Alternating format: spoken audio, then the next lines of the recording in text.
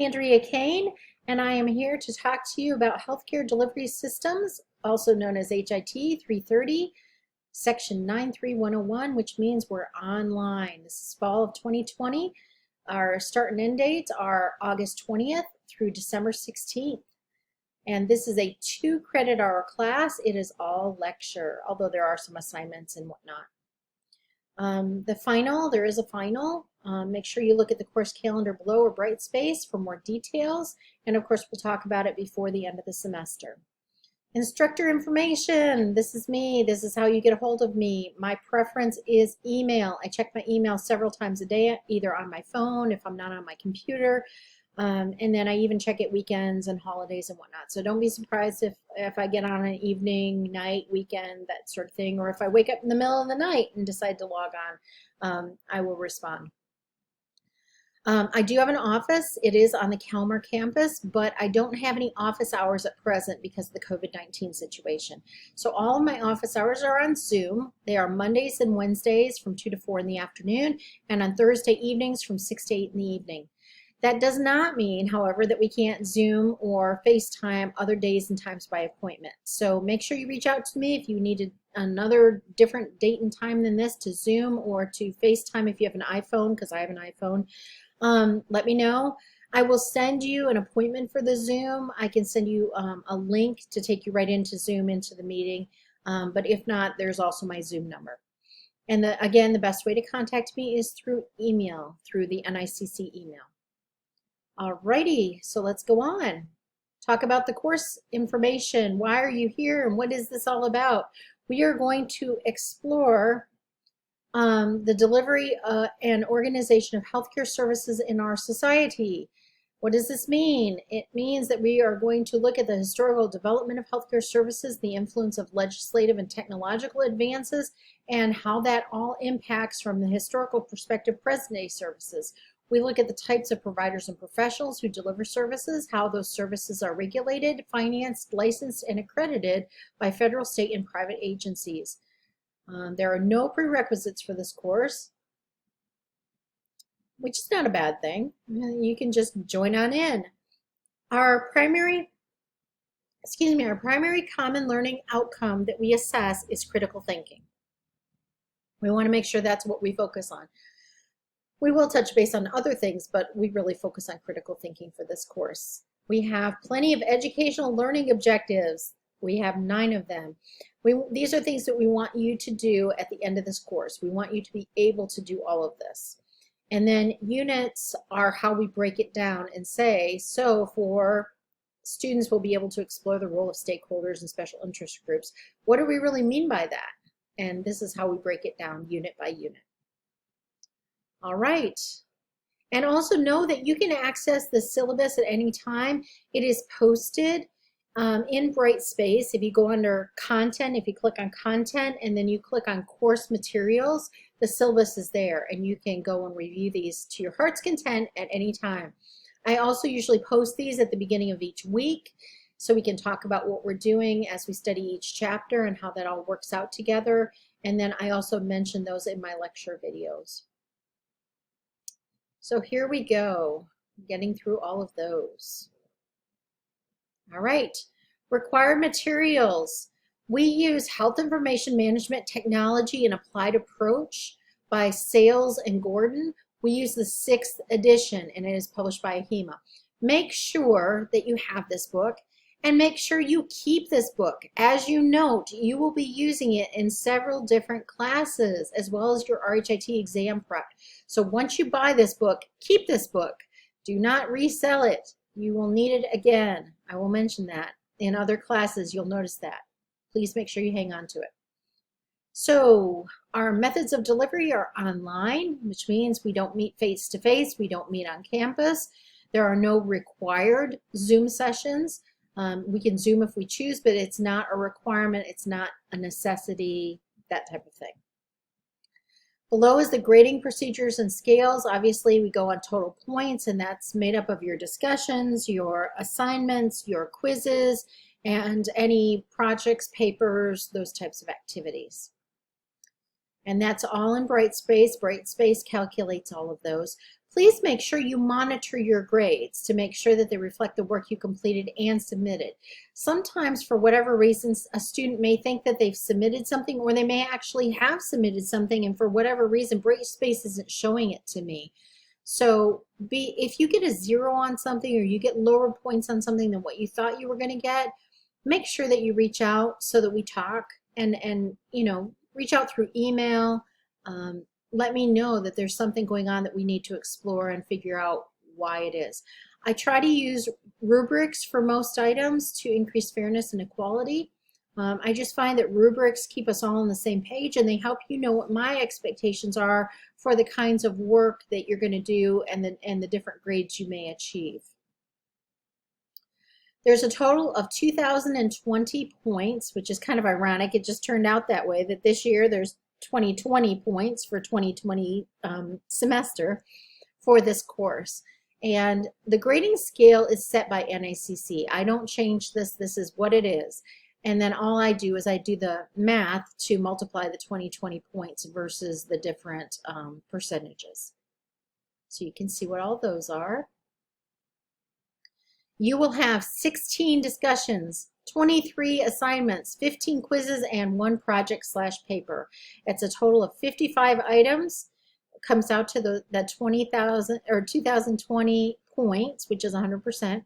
So 16% of your grade comes from your discussions, 40% from your assignments, 37% from your tests or quizzes, and 7% from that project/paper that we'll talk about in a little bit.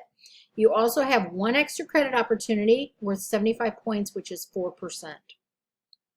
You need to earn at least a C- in this course to keep going on in the HIT program and meet the graduation requirements.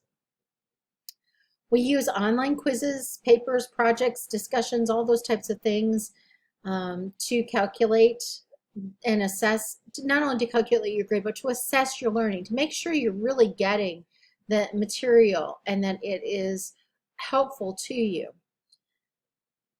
Make sure when it comes to quizzes, I'm going to emphasize this, make sure when it comes to quizzes that you finish the quiz once you start. Do not sit down to start a quiz if you don't think you can finish it. Make sure you have the amount of time that you're going to need, because once you stop, log out, you cannot log in again. You get a one and done when it comes to a quiz, 1 chance to get it done. So let's say you're halfway through your quiz and you decide, oh, I'm going to log off and watch a favorite TV show, or I'm going to log off and do something else. You can't log back in. So your grade will be what it is, which unfortunately is probably not going to be very good. Along with that, make sure you have a very reliable wireless connection when you take a test or quiz, because if there is even a slight interruption in the connection, that disrupts your test, and that again puts you back here where you're not able to log back in. Now, in certain circumstances, we might be able to, working with Brightspace, to get you a second attempt, but there's no guarantee of that. So please, again, be very careful about when you start and finish a quiz, and also your wireless connection.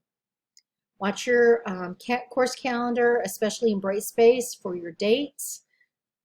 And any indication of cheating is going to result in a 0. If you have any questions about the materials, make sure you reach out to me at least 24 hours before the quiz closes. Quizzes all close Monday nights at 11:30 p.m. So make sure you reach out to me before then if you have any question that could potentially impact your ability to take the test and your scores on the test. I've talked a little bit about the course calendar, but we'll go through it in detail. It's at the end of the syllabus.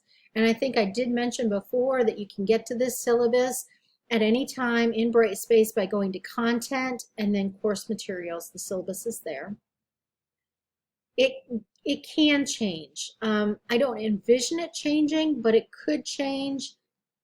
You know, I can't tell you what the future is going to be. My crystal ball is very, very murky at this point.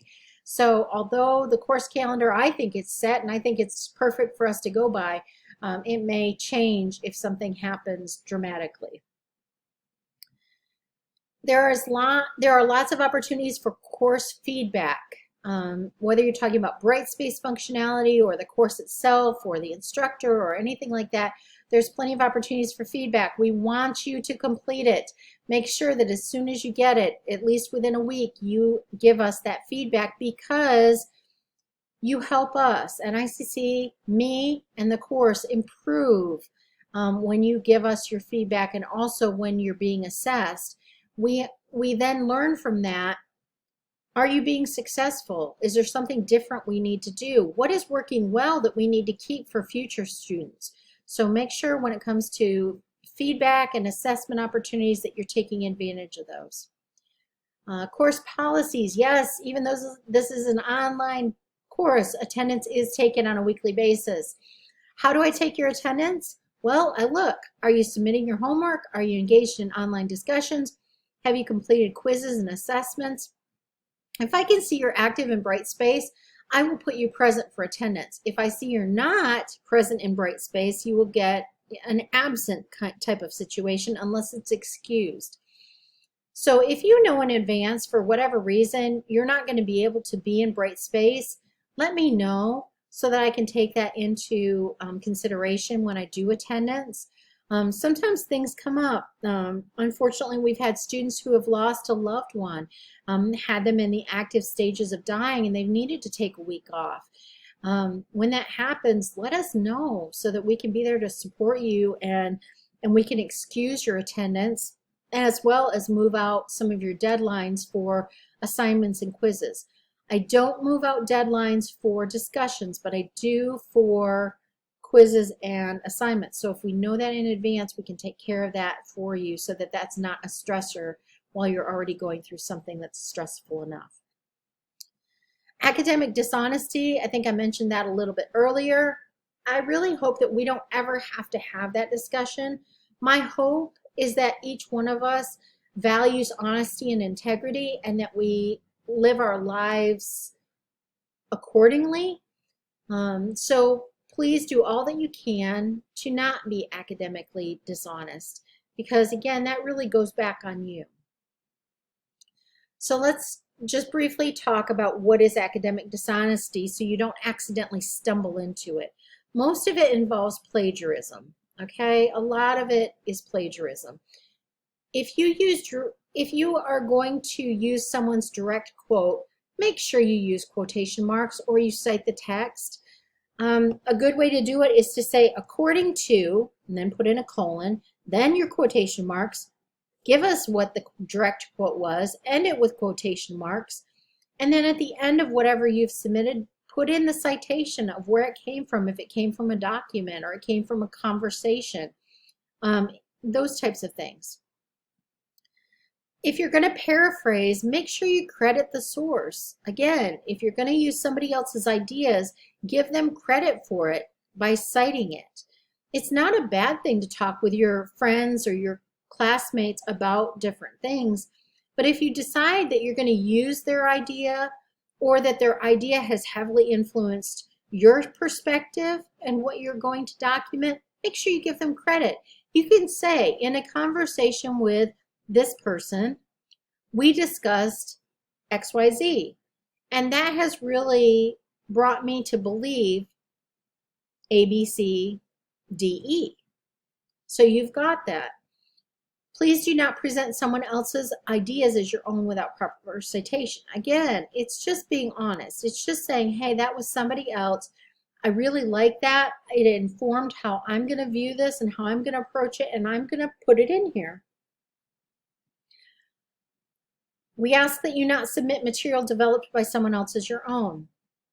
Unfortunately, it has become big business in the world for people to create papers for students. You can actually buy a paper, a term paper, so to speak, or a final reflective paper from someone. They will write it for you. But if you submit it, that's academic dishonesty. It is not your work. You did not write it. You did not research it. It is not your thought.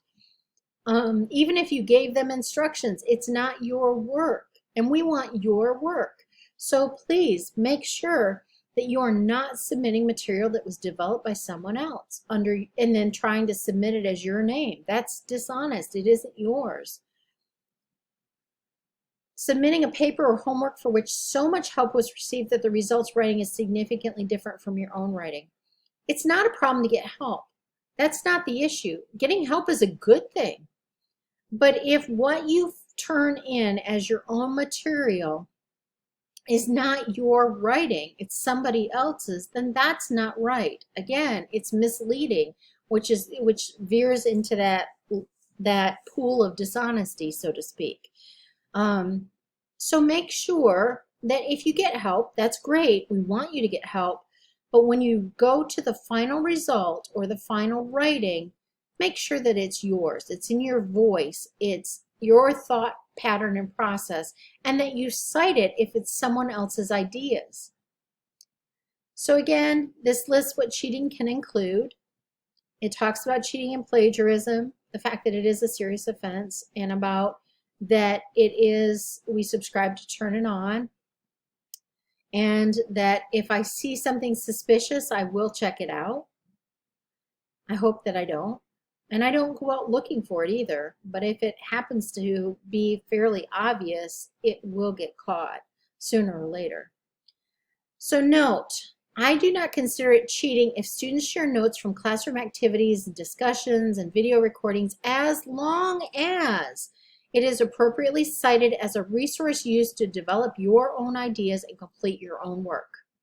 So again, it's not cheating to sit down and talk about an assignment with a classroom peer, or even with an instructor or something like that, as long as when you go to turn in your final work, you cite that you use this idea or that phrase or this reference or this resource to develop your own ideas, and that you cite it appropriately. Okay? Enough about that. Late work. All right, late work. You know, I hate late work. I hate it when I turn it in late, and I hate it when others turn it in late to me, because it puts us both behind. But I also understand that there are times when late work is going to happen. To be very honest, when I was working on my master's degree, I had a couple things happen in my life that resulted in me falling behind on several papers that I had to write. My professors were very gracious to me and allowed me to make it up with very minimal loss of points, shall we say, for it being submitted late. And I cannot tell you how grateful I was for that. And so I'm extending the same mercy and compassion to you. There are no points off or penalties for turning things in late. However, please do not abuse this. Please only do it when it's absolutely necessary. And please know that when I go to score everybody else's that was turned in on time, if yours is not there, it will be scored a 0 or as is according to the rubric. You will have the chance to replace that very low score with something better once you turn in your item, but it will be out there influencing your grade until that happens. The one thing that I do not accept late are discussions. The discussion happens during the week. That's when the discussion happens. Going back late and adding something is not part of the discussion, so I will not accept that late. And there's no makeup testing available. But assignments and quizzes can be, the due dates on those can be extended if there are extenuating circumstances to justify it, okay? We will at least meet halfway there. Assignments, they are due before the specified due date and time in typed form. Unless I tell you otherwise, make sure it's typed, please. Please, please, please. After years of reading physician and provider handwriting that is not legible, I need to see some legibility, and typing is best. All assignments are to be done individually except those that the instructor requests be completed as a team, group, or class. So occasionally I may come up with a group assignment, and that will be very clearly delineated. If that happens, you will know about it, and then it is to be done together. There's got to be some interaction, whether you guys choose to Zoom together or you choose to use email and have an email trail. of how you're interacting with it, those types of things. Let's see here. Extra credit opportunities. I offer 1 per course per semester. It is offered to every student.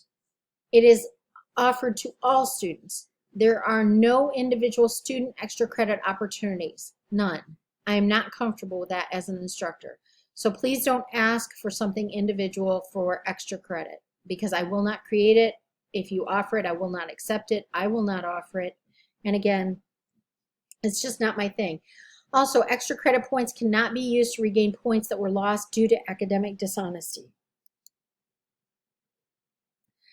The next section I include just as a FYI. I don't think it's really applicable to online classes, but it just gives you my perspective on these things. So it's in here for you to read at your leisure. And again, strongly discourage use wireless connection unless you can really rely on it when you're taking an exam. Classroom conduct. Classes are an excellent place for us all to hone our professional conduct, I should say, and communication skills. Students are expected to be respectful when dealing with classmates and the instructor. Use of polite language and appropriate tone of voice when communicating in person or online demonstrates such respect. So let's talk about this here. Has anyone ever sent or received a text where autocorrect changed the content, either hilariously or offensively, or just plain changed it? In our world, we use an awful lot of technology, and this class is online, which means we don't get to see each other's face. We don't get to see each other's expressions. We don't get to hear each other's tone of voice very much. We don't see body language. And most of communication, if you've studied this, you know, comes from body language, tone of voice, our facial expressions. We watch each other's eyes. Do we smile? Do we not smile? Are we frowning? Are we angry? Those types of things. Or can you hear a little bit of laughter in the tone of voice? Can you hear some positivity? That's all missing with email. And with text too, but a lot of the times with email. Email is just email. So that's why it's so important that when we send or receive emails, send or send them back, that we choose the higher ground, that we choose to be respectful as possible when we're sending them, which means stopping to review them and make corrections and read them. Really read the content and the sound of it. Does it sound like something you would say to someone that would be nice and respectful and helpful and kind and compassionate? Or does it sound a bit short and rude, to be quite honest? You don't want to hit send if it's short and rude. You want to go back and do some revision work, because what you want to do is send an email that is appropriate, that is professional, that is kind and positive.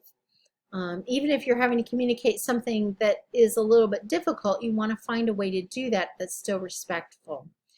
So we want to be really careful if we're sending.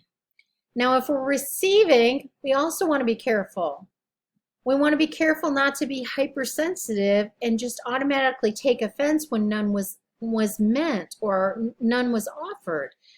When you receive an email, we're looking for content and we're looking to get the information from it. So we want to be careful about immediately presuming the worst. Let's read through it. Let's see. Before we jump off the ledge and we worry that we are being offended, let's just make sure that it wasn't an accident. Like I said, with autocorrect, sometimes we hit send a little too quick and oh my. So just a caveat there. We definitely want to be careful with each other, but we also want to come from a position where we're believing the best about each other. So some additional information. The Learning Center is there and available to you. If you've never used the Learning Center, I would really encourage you to do so. They are great people and they are there to help you with all sorts of things. So if you are starting to feel frustrated or overwhelmed, or you've got questions that you're just not sure how to approach things, reach out to them and ask some questions. If you are looking for additional accessibility when it comes to ReadSpeaker for Brightspace, take advantage of that. Go in and try that out and see if that works for you and if that's helpful. Of course, copyright, we try really hard not to use things inappropriately in terms of copyright. Just want to be committed to that, both you and I. And I talked a little bit about etiquette guidelines for electronic communications, about how we want to be civil in our discussions and how we want to take what we see and not become immediately offended by it, but really truly try and see what the message is and come at it from a professional standpoint. Part of professionalism is that you don't take things personally. You look at it from a problem or a business standpoint and you take your personal part of it out. And you really try and work together to come to a resolution or a solution focused on that. So netiquette is listed as a reference that you can use. Accommodations. If you have or need an accommodation, please make sure that you reach out to the Northeast Iowa Community College Disability Service Team. They are some wonderful, wonderful people. They really will work with you and help you with what you need, and they will work with me to make sure that I'm meeting your needs. And I appreciate it when students privately let me know, hey, I have an accommodation, or I'm working with Disability Services team to identify if I need an accommodation, and here's what my concerns with this class are. If you let me know that privately, I will keep it private and I will help, because I want to make your academic experience the very best it can be. I want all my students to be successful, whether or not they have an accommodation. That's not an issue. It's really, what can we do to make you successful? Statement of non-discrimination, it's very important, and it is the policy of NICC. We don't discriminate on the basis of race, color, national origin, sex, disability, age, employment status, sexual orientation, gender identity, creed, religion, actual or potential parental, family, or marital status in programs, activities, or employment practices. We are here to help you be successful. We are here to help you learn. We are here to help you achieve your goals and dreams as they are part of what this academic program is. And the rest, we don't want that to get in the way of it. We want to really help you succeed. So that is what we are about. Course calendar, your due dates are typically on Mondays following the week of class. Deadlines are indicated in Brightspace. Look at Brightspace because I try and keep that very current as to what is going on and how that works. Make sure you check announcements. The things that open up early are your discussions. You are welcome to complete these in advance if you choose to do so. I know it says 3 here of your classmates' posts each week, but I believe it is actually 5. I will have to go back and double check that. But make sure you look at that in Brightspace. Again, Brightspace is your point of truth. And so you can do your own posts in advance, but the week of the discussion, you need to make sure you answer your classmates' posts. And again, I think that's 5, not 3. I apologize for that.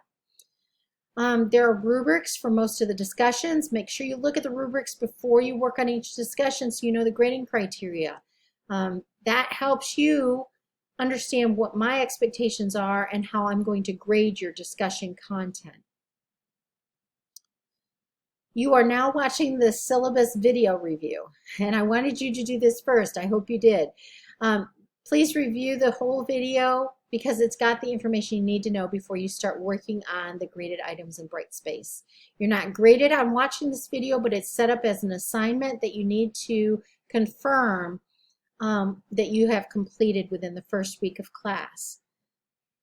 Watching your weekly lecture videos are strongly encouraged. I go over the points that you're going to need to know and give you some additional examples. So make sure you watch the weekly lecture videos. They're not necessarily required, but you really hurt yourself if you don't do that. They're not graded, and I don't require any confirmation of completion. You will have regular assignments and you will have special assignments. Regular assignments usually do not open early. There are a handful I may open to you early to give you extra time to complete, but for the most part, regular assignments open on a Tuesday and close the following Monday. Special assignments, on the other hand, will be open to you 3 weeks early. This is because they might take a little bit longer, or you may have more questions on them, or they're significantly harder to do. Again, all assignments open on Tuesdays, close on Mondays. Some regular assignments have the same rubric, so make sure you review the rubric before you begin so you know the grading criteria. But there are different rubrics for all the special assignments, and those you will see below. The extra credit opportunity in week 16 does not have a rubric. Things that open weekly, again, I talked about regular assignments. Your quizzes will open on Thursdays and close on Mondays. They are one attempt only, a one and done time of deal. They are time limited. They are graded based on correct answers only. Brightspace automatically scores and grades these. The purpose is for you to demonstrate your proficiency with the materials that you learned over the chapter or chapters being tested. Sorry about that. I think I need to take a drink of water here. All right, so this is our course calendar. Let's take a look at week 1. Week 1, Brightspace opens on the 20th, but technically our week doesn't start until Tuesday the 25th, but it will end on Monday, August 31st. So this kind of gives you the due date range, as you can see down here if you look at week 2. So what are we doing this week? We are going to have the syllabus video review, an online discussion that is class introductions. We have 2 assignments. And so you go into Brightspace and look at the information for that and complete those. We are diving into chapter 2. Even though this is week 1, we are doing chapter 2 because we have to spend multiple weeks on chapter 2. So we're going to get that done right out of the box. This is the point value for each of the items under week 1. We are focusing on our course objectives and our unit objectives. And these will change week to week as our chapters and our assignments and things change. So week 1, this gives you an idea. Week 2, we're still on chapter 2. Week 3, we're still on chapter 2. But look at the difference. We were on delivery of healthcare, then we moved to focusing on federal and state healthcare delivery systems. Then we're going to talk about public health. We're still on chapter 2, but we're going to talk about professional and government organizations. Week 5, we're now still chapter 2, but we're talking healthcare systems and inpatient settings. Still on chapter 2, when it's week 6, we're going to be talking outpatient office clinic and telehealth settings. Week 7 is chapter 2, where we're going to wrap it up with long-term care, hospice, home health, DME settings, durable medical equipment. And as you can see, you will have two chapter 2 quizzes. One will be on the first part of chapter 2, the other will be on the last half, and it will be based on what we've covered. And the first part, if I go back up here, I think is there, week 3. So your first quiz will be chapter 2, part 1 on week 3. All right, so coming back down here, chapter 7 or week 7, we're finishing chapter 2. Now notice there's differences between week 7 and week 8. What's the difference? Well, week 8, we're actually going to dive into chapters 3 and 4, and we're going to do both of those chapters that week. So your unit objectives also changed accordingly. And then week 9, chapters 6 and 7. And again, we see a little bit of a change with that, and you will have a group assignment that week 9. And then we get to week 10, chapters 9 and 10.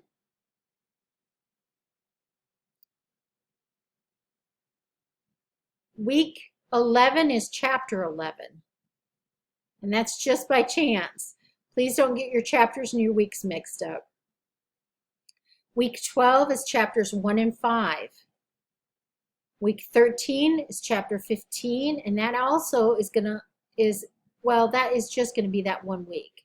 I'm sorry, week 13 is chapter 15 only. And then week 14 is Thanksgiving. And I put this chapter here because we're just going to skim it. You will have plenty of opportunities to learn about fraud and abuse compliance. So we're just going to touch the very tiny tip of the iceberg in this course for fraud and abuse compliance, because you will get it in so many other courses. All right? And I figured the week of Thanksgiving would be a good week for us to just touch on that shortly. Week 15 is after Thanksgiving, and that is chapters 12 and 18.